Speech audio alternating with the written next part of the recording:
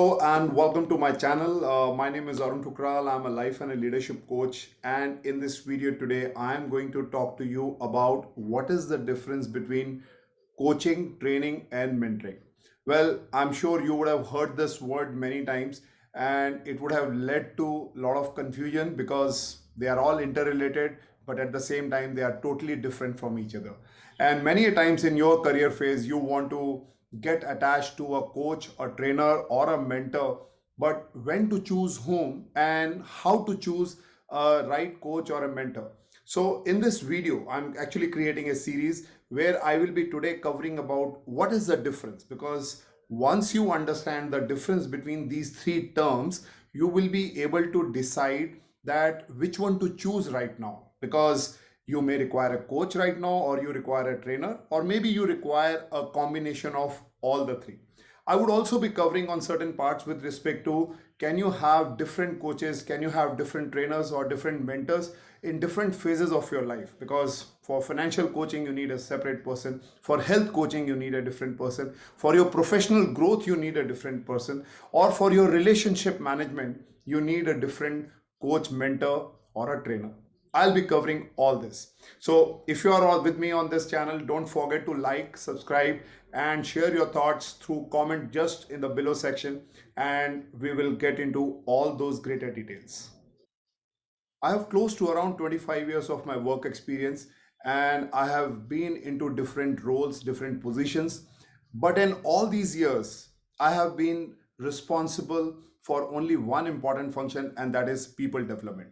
So when you go into any LinkedIn profile and when you look into a trainer or coaches and you read about their, a lot of people write a lot of fancy designations like a leadership trainer or master trainer or a life and a leadership coach. If you go to my profile, you will find that I have a profile which mentions that I'm a life and a leadership coach and I train and develop people. Now, when you go through all this, the whole and sole purpose of all these trainer, coaches, and mentors is to develop knowledge, skills, and giving their experience to you so that you can become successful. That's the it's like different rivers coming from different locations, but the purpose is same. So whether you choose a coach, whether you use a mentor, or whether you use a trainer, you should be very clear about that, what exactly are your own goals that you want to achieve out of them.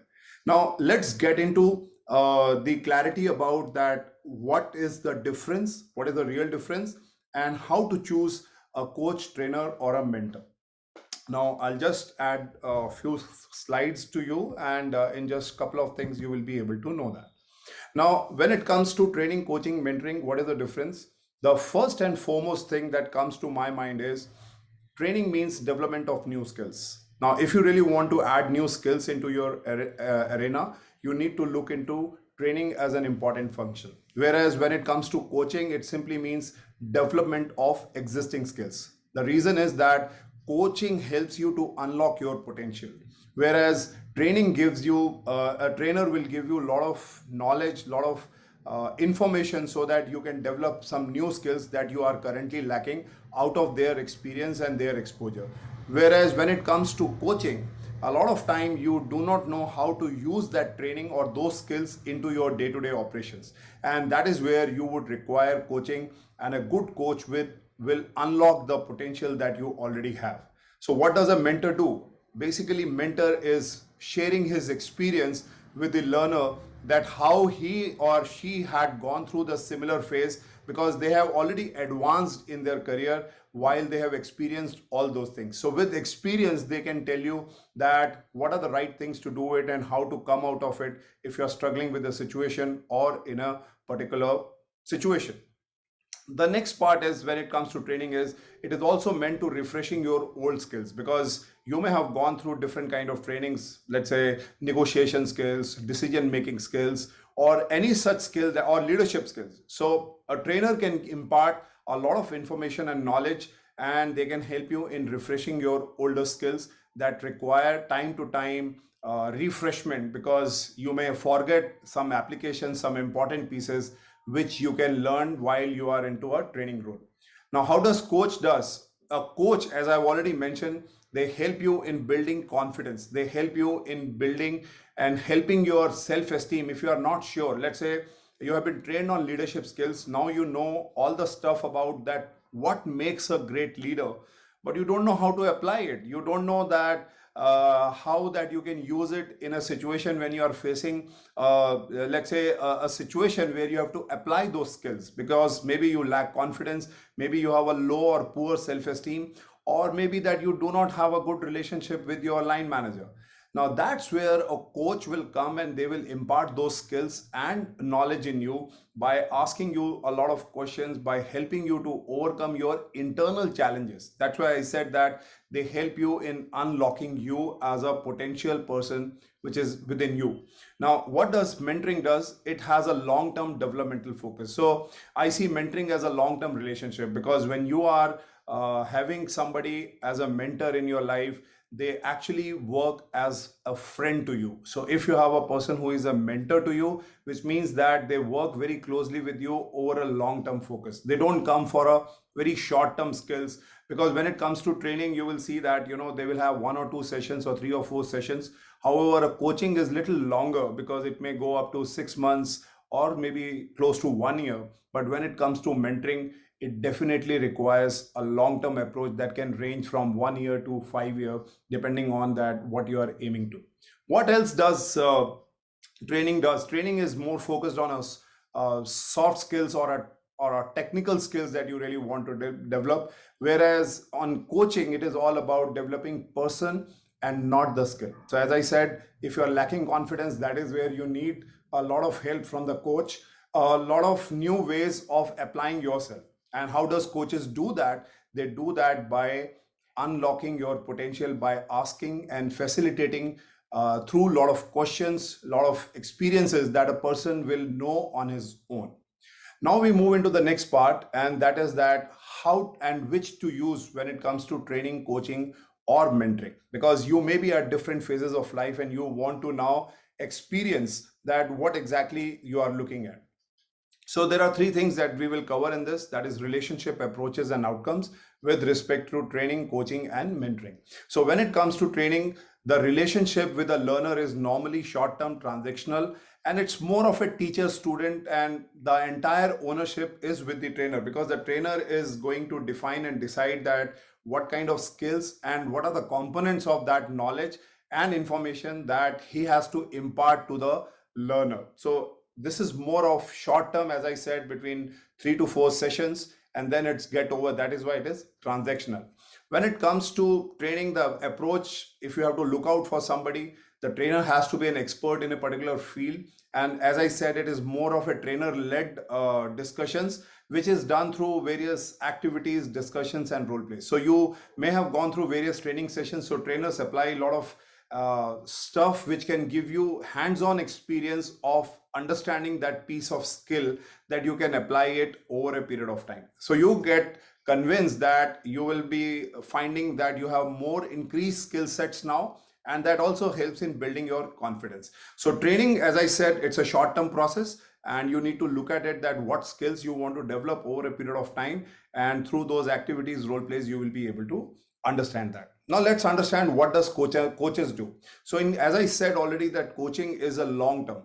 When it comes, it is transformational. So look at it from transactional to transformational. So if you are looking for a long lasting change, if you are looking for a change in a complete change of a behavior, it is through coaching that it comes. And the ownership is with the coachee, because here it is the opposite. It is the coachee who has to be ready, who has to have that curiosity that you want to bring a change in yourself. So until that is there, a coach cannot do anything. Coach can only help you to unlock your potential as long as you are willing to. Then it comes to how does the coach approach. As I mentioned, that coaches have a very basic thing. They ask a lot of questions and they do a lot of exploration. Exploration means that they want to know more about you and give you some more perspective of looking at things from different areas, so that you can experience new things in your life and change the behavior that you are looking at. So this can be through, as I mentioned already, it is through experience, through metaphor, or through scenario building. So they give you different situations, and basis those questions, they help you to facilitate the real true potential of who you are. That's why it's long term. It can be a period of 6 months to 1 year and can go further. So coaches are basically helps you. A coaching process will help you in increasing your application of skills. So as I mentioned in my previous slide, that you learned a skill but you don't know how to apply it. Maybe it's a lack of confidence. So they help you the application part of it, the real part of when you apply those skills, and that happens through awareness of your behaviors, and it leads to a high confidence in the end. Now we move to the next part, and that is mentoring. As I mentioned, that mentoring is a further long-term process, which means you need a long-term, and it is also transformational. And here also the ownership lies with the learner, that how much you are trying to imbibe, learn, and apply it with respect to the experiences that you want to have in your life. Let's say, for example, you are not getting promoted and you are stuck. Now, you know the skills, you have also got the confidence, but you are not too sure what is the way out. How do I go forward? How do I make that change that can help me to get the next promotion? Mentoring can definitely help you. Similarly, let's say that you do not enjoy a good relationship with your line manager and you are not too sure about it, that if this relationship doesn't move forward, you will not be able to progress in your career because your boss is becoming a major roadblock to it. Now, a training can give you an idea that how to improve relationship with your manager. Coaching can help you to explore your own behaviors, that how you can bring that change and can help you to move forward. But mentoring can give you a long-term aspect from someone else's experience who has already experienced those things and they are way ahead in their approach. So as I said, time and time you will have to use training, coaching, and mentoring basis what you have in hand.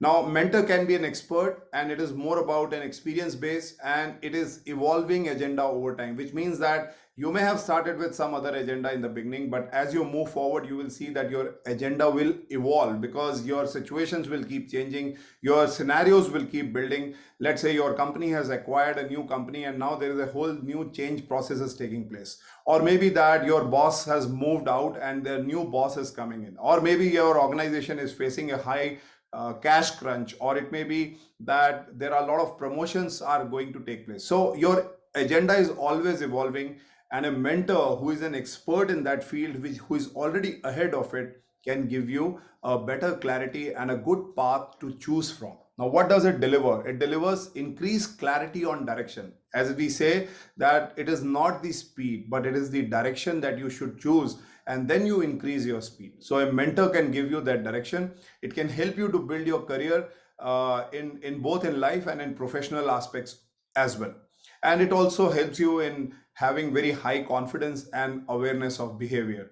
Now, if you look at in total, these three things are related to only one very important area, and that is what we call it as people development. It is all related to people development. So the more you focus on people development, you will find that these areas are very interrelated to each other, but you may not require all of them at the same time. You may require it at different stages. So my question to you is that where are you right now? Analyze yourself, because if you are really looking for your own growth and your own development in your career path, you definitely need a coach, a mentor, or a trainer at different phases. So with this video, I'm sure you would have got that clarity, that what is the difference between them and how they are very closely interrelated to each other. Now, I want you to think about it and write back to me with your feedbacks and your comments, that what are you really looking at? And I can help you to find a good trainer, a coach, and a mentor. And don't forget to like and subscribe this video and see all my other videos that will give you more clarity on this. And in my next video, I'm going to cover how to choose a good coach, how to choose a good mentor, how to choose a right trainer for you. All these behaviors I'm going to cover in my subsequent videos in this series. So stay tuned and we'll meet soon again.